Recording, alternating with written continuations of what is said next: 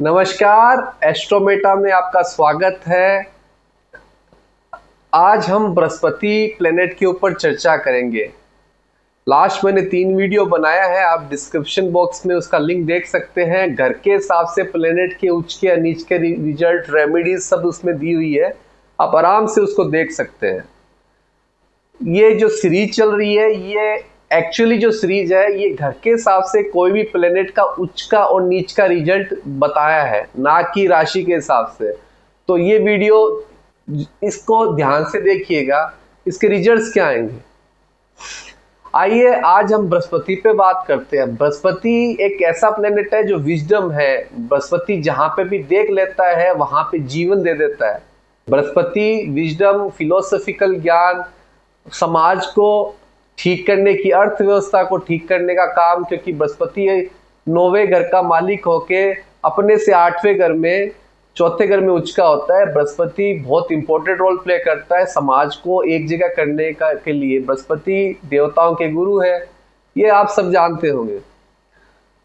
अब क्या है, बृहस्पति घर के हिसाब से आप बीपीएचएस में पढ़ेंगे ना, तो बृहस्पति जब भी घर के हिसाब से नीच के हो जाते हैं और घर के हिसाब से उच्च के हो जाते हैं तो रिजल्ट्स क्या आते हैं, इस वीडियो में हम डिटेल में ये बात करेंगे। अब आइए मैं बताता हूं। सबसे पहले बृहस्पति मकर राशि में नीच के होते हैं और 10वें घर में नीच के होते हैं। देखिए 10वें घर में नीच के होते क्यों है, ये सबसे पहले समझना पड़ेगा। 10वां घर चैलेंजेस का घर है, लड़ाई का घर है, लड़ाई करके जीतने का घर है।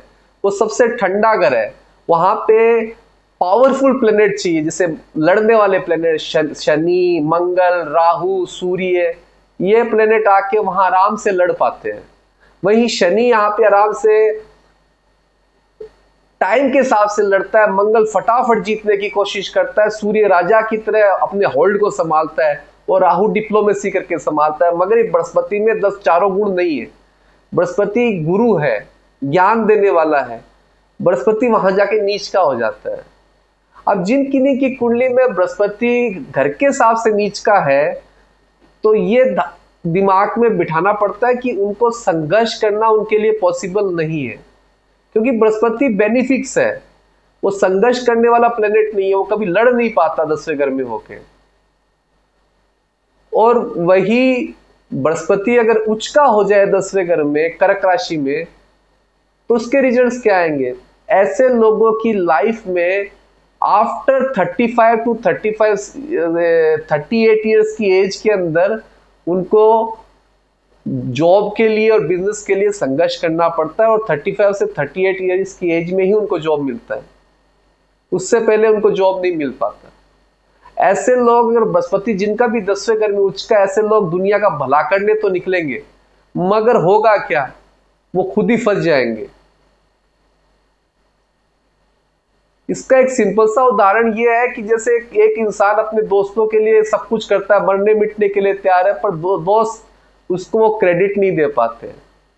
उसने अपने दोस्तों को बचाने का बहुत कोशिश किया, सब कुछ किया, दोस्त बच भी गए ज्ञान से, पर उसका क्रेडिट उसको नहीं मिलता, फायदा और कोई ले जाता है। यही बृहस्पति अगर 4थे घर में नीच का हो, तो सबसे पहले आप ये समझ लीजिएगा कि सिर्फ शनि की और दशा के अंदर बृहस्पति, महादशा में बृहस्पति के रिजल्ट्स अच्छे नहीं आएंगे, वरना हाउस वाइज अगर वो नीच का भी है तो जिंदगी भर उच्च के रिजल्ट मिलेंगे। और 10वें घर में हाउस वाइज उच्च का भी है तो जिंदगी भर नीच के रिजल्ट मिलेंगे।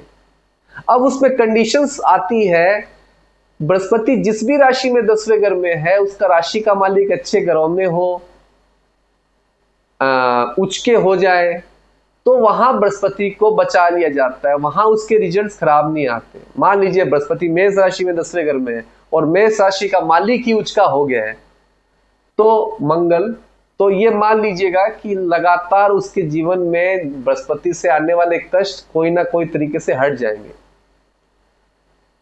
अब दोनों चीजों को आप समझिए। बृहस्पति 10वें घर में होने से जिंदगी भर घर के हिसाब से जो भी प्लेनेट नीच का होता है उसको जिंदगी भर नीच के रिजल्ट घर के हिसाब से मिलते हैं।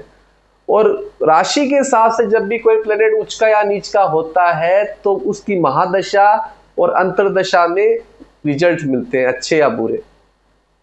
जैसे मान लीजिए बृहस्पति चौथे घर में उच्च का है कर्क राशि में, तो खाली शनि की महादशा में उसको अच्छे रिजल्ट नहीं मिलेंगे, बाकी उसकी जिंदगी में हमेशा उच्च रिजल्ट मिलेंगे, चाहे वो मकर राशि में हो चाहे कर्क राशि में हो, जिंदगी भर उच्च के रिजल्ट मिलेंगे। अब आ जाते हैं रेमेडियल पार्ट पे।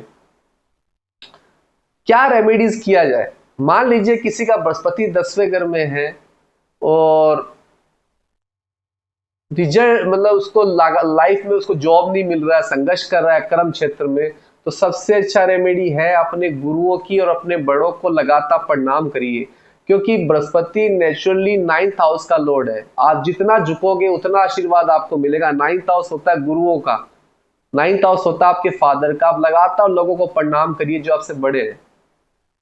आज सुबह उठते ही सबसे पहले प्रणाम करना सीखिए। सेकेंडरी, आप पीला चीज का दान करिए, चाहे पीले केला भी दे सकते हैं, हल्दी, पीली दाल आप मंदिर में या किसी ब्राह्मण को डोनेट कर सकते हैं। उससे क्या होगा, आपके बृहस्पति के रिजल्ट्स खराब आने बंद हो जाएंगे। तीसरा, विष्णु सहस्त्र नाम आपको लगातार पढ़ना चाहिए, या आप नहीं पढ़ सकते हो, आपके लिए टफ है पढ़ना, तो आप सुन भी सकते हो, उसको लगातार सुनना चाहिए। ललिता सहस्त्र नाम भी आप सुन सकते हैं। अगर आप ये करते हैं तो आपका बृहस्पति धीरे धीरे ठीक होने लगेगा, आपको 10वें घर से रिलेटेड इश्यूज आने बंद हो जाएंगे। आप ये भी कर सकते हैं, बृहस्पति 10वें घर में जिस भी राशि में है, बृहस्पति 10वें घर में जिस भी राशि में है, उस राशि के मालिक का स्टोन पहन सकते हैं।